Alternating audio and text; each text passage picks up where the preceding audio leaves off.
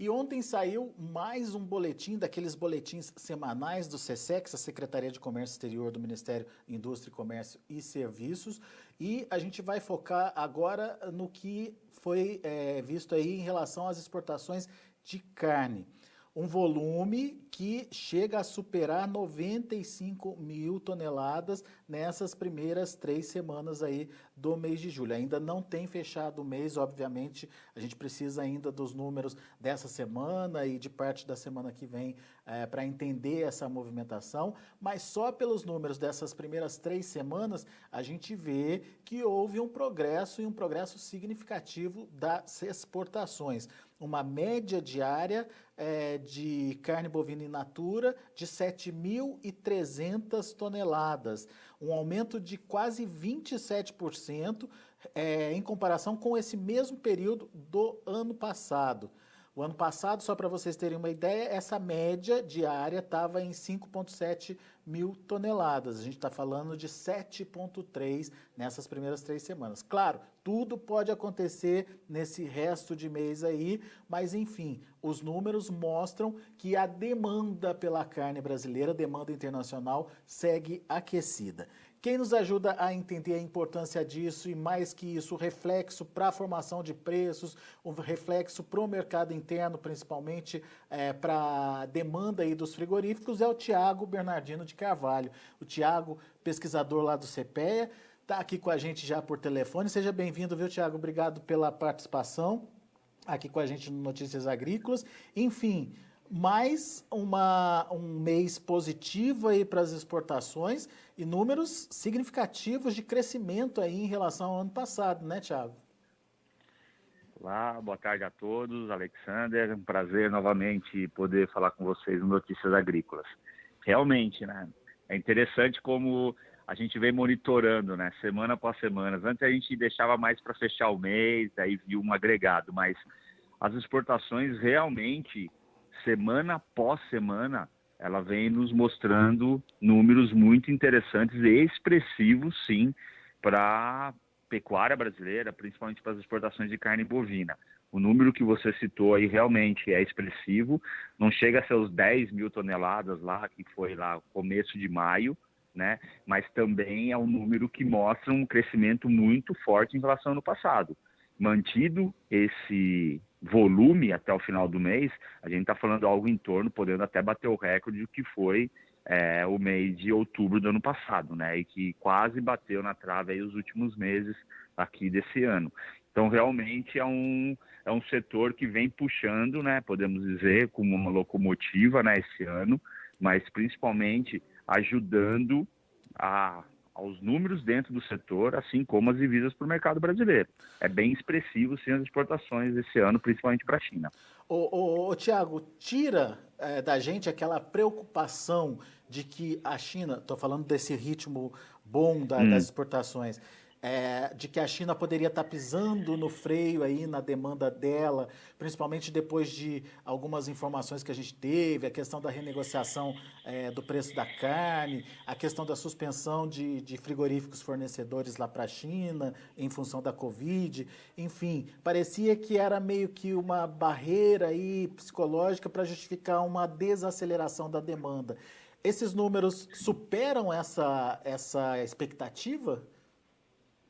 É interessante essa cronologia que você fez. Eu volto um pouquinho atrás, no sentido que vocês vão lembrar que chegou um momento que o governo chinês falou, comprem produtos brasileiros, façam estoque, porque eles vão ter um problema. Isso daí é lá para maio, até por isso que esse número que eu citei há pouco, no começo de maio, foi muito forte, porque tinha essa preocupação do pico do Covid atingir aqui o mercado brasileiro e ter problema na indústria, ter problema em porto.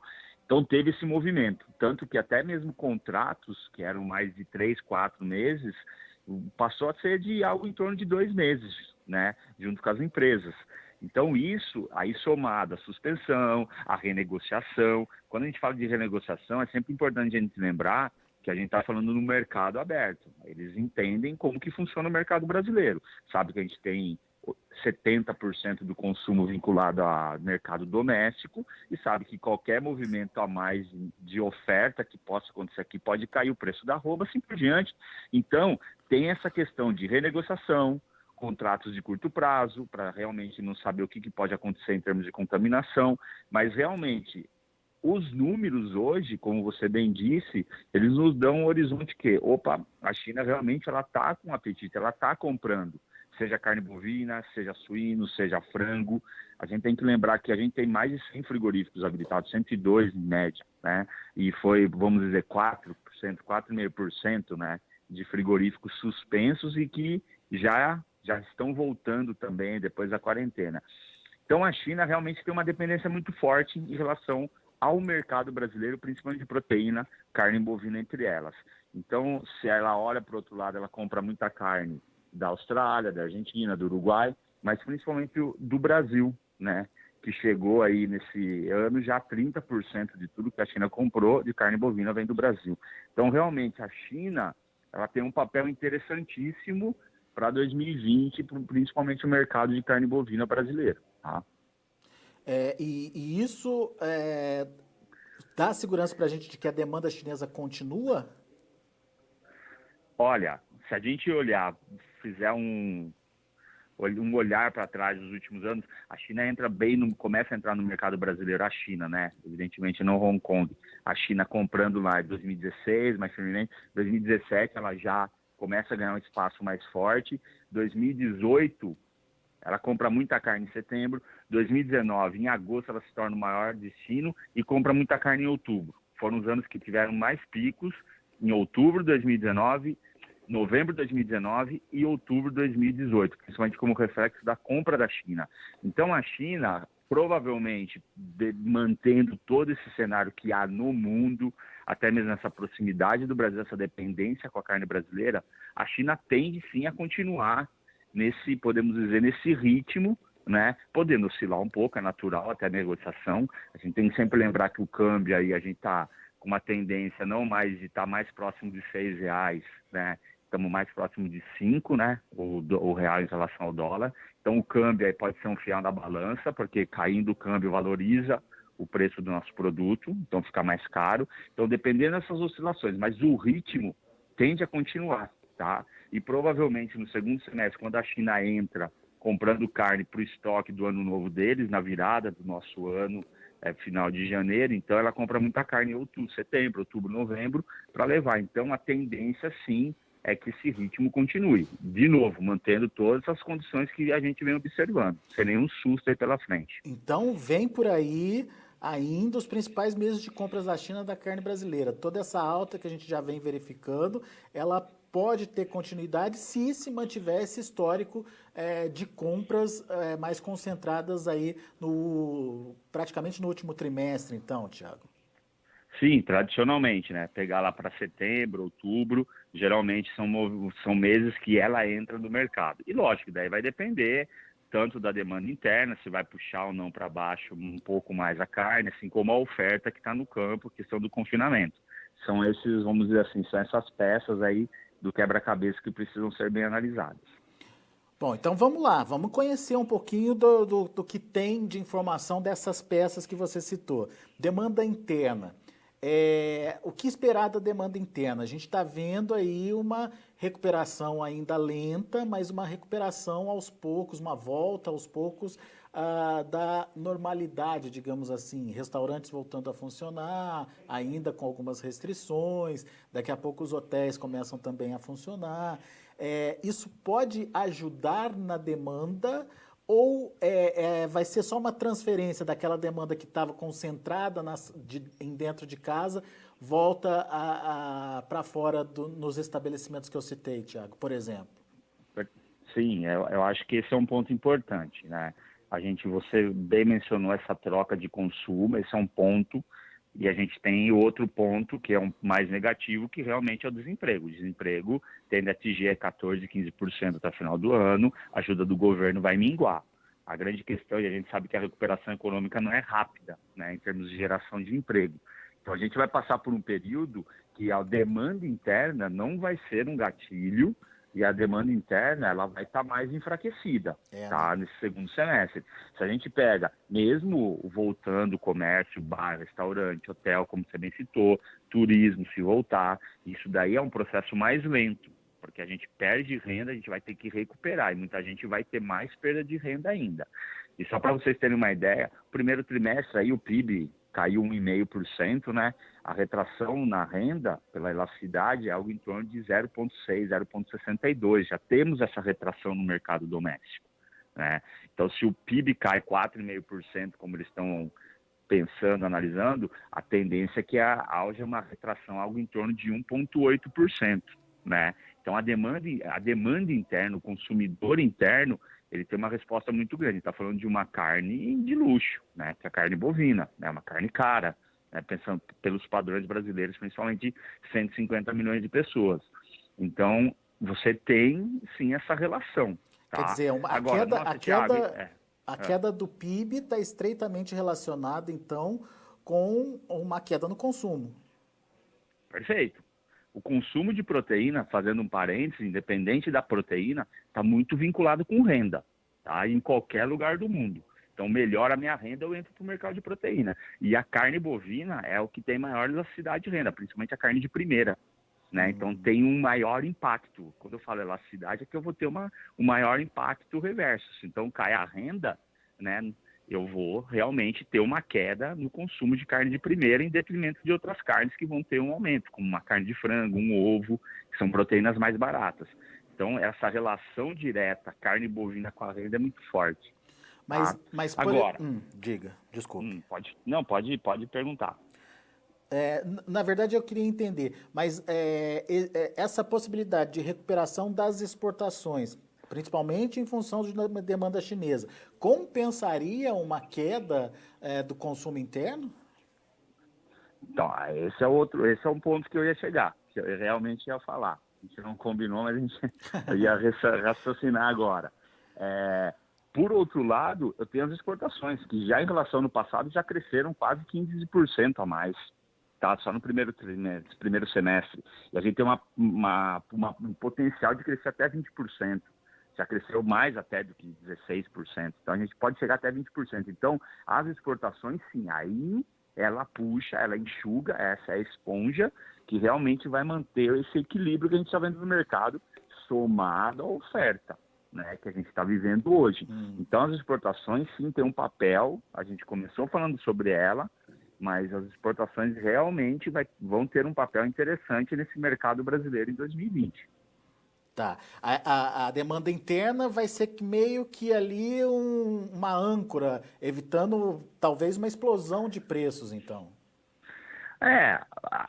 A demanda interna vai ser aquela coisa morna, né? Um pouco de melhora ela pode ajudar, mas ela não vai ter não tem tanta margem de melhora. Pode melhorar pontualmente, alguns momentos do ano, final do ano, mas não vai ser aquele movimento firme, até porque eu tenho as outras proteínas baratas e realmente o consumidor está com uma recessão orçamentária. Então, as exportações realmente são esse movimento aí de gatilho para o Brasil.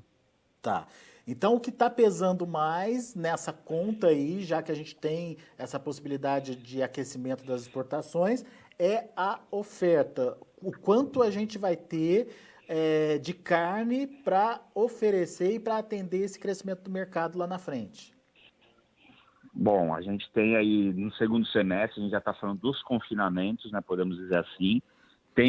A expectativa era de que o milho safrinha ia cair mais do que caiu. A gente está vendo preços firmes.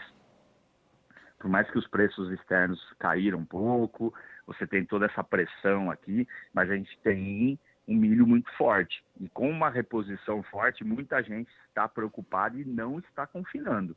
Né? Lógico, eu estou falando do pecuarista que realmente não faz gestão. Agora, o pecuarista que vive do confinamento, ele já se planejou. E muitos deles já estão até mesmo com o gado confinado. Né? Mas, lógico, travar esse primeiro giro, vamos dizer assim, esse começo da entre-safra para fazer um segundo giro, ou melhor, só fazer um giro, né? Podemos dizer um girão, assim. Então, lá para frente. Agora, esse primeiro giro, realmente, a gente vai ter um problema, porque a expectativa é de safrinha mais barato, eu já comprar o boi magro mesmo, estando caro, e fechar esse gado. Então, realmente, a oferta está mais restrita nesse período. Tá. Agora, esse cenário de custo elevado continua, né, Tiago? Ainda continua influenciando esse segundo giro ou esse girão, como você colocou? A gente tem aí a questão, por mais que a gente tenha um estoque, né, um excedente de oferta nos Estados Unidos, principalmente para a próxima safra, mas esse curto prazo do Brasil, realmente a gente vai ter uma continuidade de preços mais firmes, né? O próprio mercado futuro de milho vem mostrando isso, mas até mesmo os produtores de milho. Os produtores de milho se capitalizaram muito. Sim. Muitas vezes eles estão esperando melhores momentos de negociação ou realmente brigando por melhores preços. Então, eu tenho esse cenário pelo lado da produção e pelo lado da demanda, quem demanda do milho, eu tenho um suíno que está indo muito bem, exportação batendo recorde, frango também, ovo também está num cenário interessante, não está aumentando a produção, mas ovo está vendendo bem, por ser uma proteína barata, e soma isso ao confinamento, porque tem gente que comprou o boi magro esperando a safrinha. Então, ele vai ter que realmente comprar um pouco de milho, ele vai ter que entrar no mercado e reduzir um pouco a margem. Então, esse é o cenário. O mercado, no curto prazo de alimentação, está bem firme. Tá.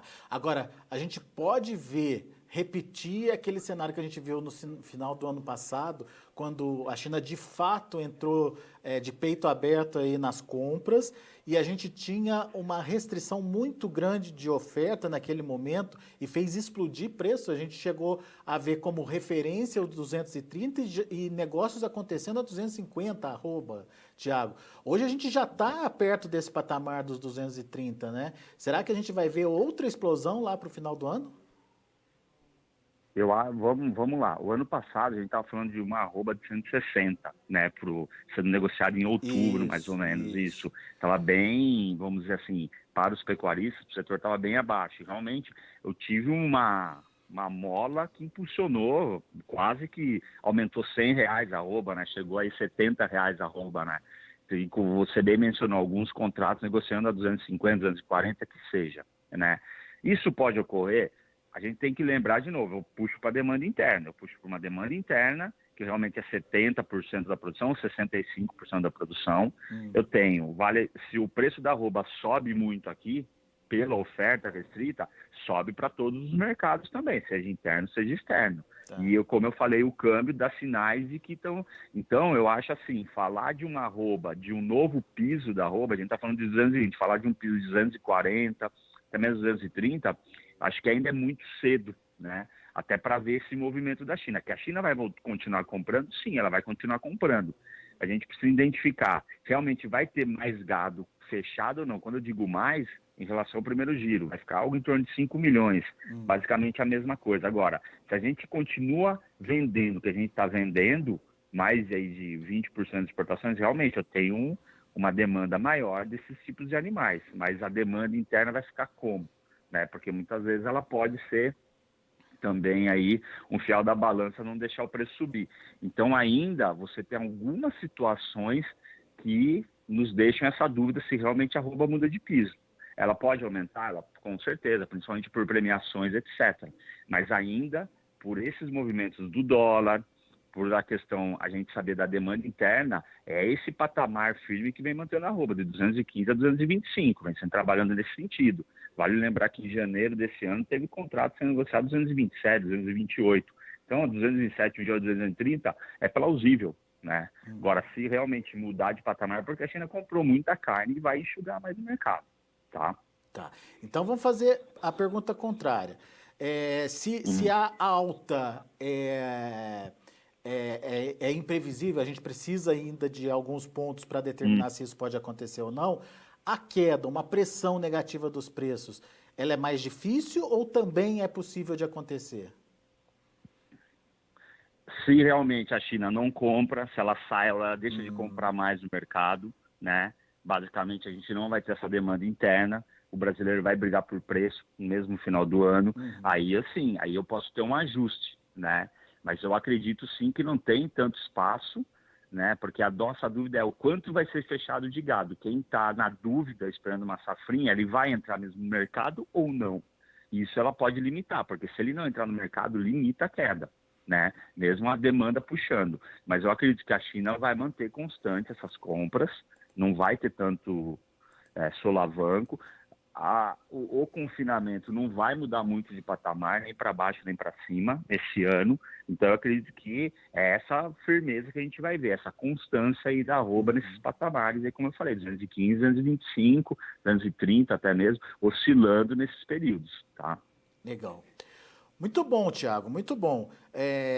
Enfim, algumas perguntas ainda precisam de respostas, mas o cenário é firme, dá para a gente já dizer isso, e só vai mudar se acontecer alguma coisa muito diferente daquilo que tradicionalmente acontece, entre elas a questão da compra chinesa, certo? Sim, perfeito. A gente tem um cenário muito claro, talvez um pouquinho obscuro, mas o que vai acontecer com a demanda? Infelizmente, a gente tem uma recessão econômica no mundo todo, e isso vai impactar, a gente só não sabe se é 1,8, 2,5 ou 1,3 de retração no consumo da demanda de carne bovina, mas isso vai ocorrer, porque a gente está falando de 4,5%, 6,5% de retração, né, no final do ano.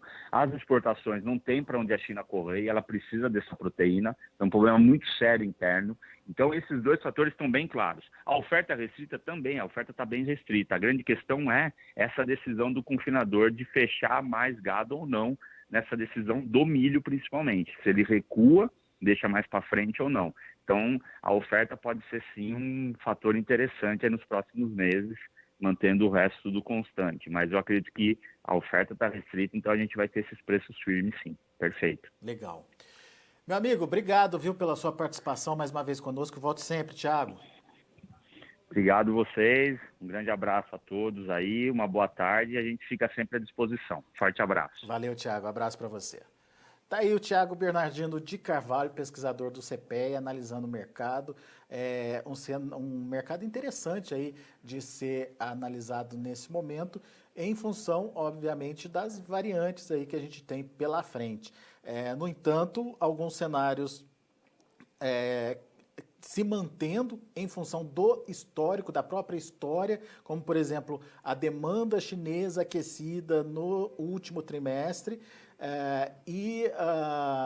uma condição aí de oferta restrita de animais. Isso dá uma segurança para a gente de que vamos ter um segundo semestre de preços bastante firmes. Se vamos ter preços recordes, a gente precisa ainda esperar para ver alguns fatores sendo respondidos, como a questão da demanda interna. Possivelmente a demanda interna vai ajudar a segurar aí uma estilingada de preço, uma explosão de preços da arroba daqui para frente, em função de um deterioramento da renda do consumidor. E, como o Thiago bem colocou, a redução de renda impacta diretamente no consumo de carne e, consequentemente, isso pode afetar aí a questão dessa relação de oferta e demanda. Então, vamos ficar atento principalmente do que pode acontecer com o mercado interno. Vamos aos preços, vamos ver como estão as negociações lá na B3, a Bolsa de Mercados Futuros do Boi. Julho, R$ 219,95, subindo 0,41%. Agosto, R$ 219,75, também com alta de 0,11%. Outubro, R$ 218,80, alta de 0,25%. E o novembro, R$ 218,80, alta de 0,25%. Mas você se lembra, na semana passada a gente mostrou aí o mercado futuro apontando preços para outubro, novembro, acima de R$ 219, ainda não voltamos a esses patamares de preços. Isso sim pode ser um limitador para o investimento aí, de mais oferta de animais lá para o final do ano. O indicador CPEA fechou com queda expressiva de mais de 3%, 3,26%, a R$ 215,30. Vamos ver hoje como o indicador vai reagir diante dessas informações, principalmente aí das exportações que foram divulgadas no dia de ontem, no final do dia de ontem. Bom, a gente vai ficando por aqui, eu agradeço a sua atenção, a sua audiência. Na sequência tem João Batista Olive trazendo mais informações para vocês aqui no Notícias Agrícolas, muita informação do tempo, da política, da economia, enfim, para você continuar sendo o produtor mais bem informado do Brasil.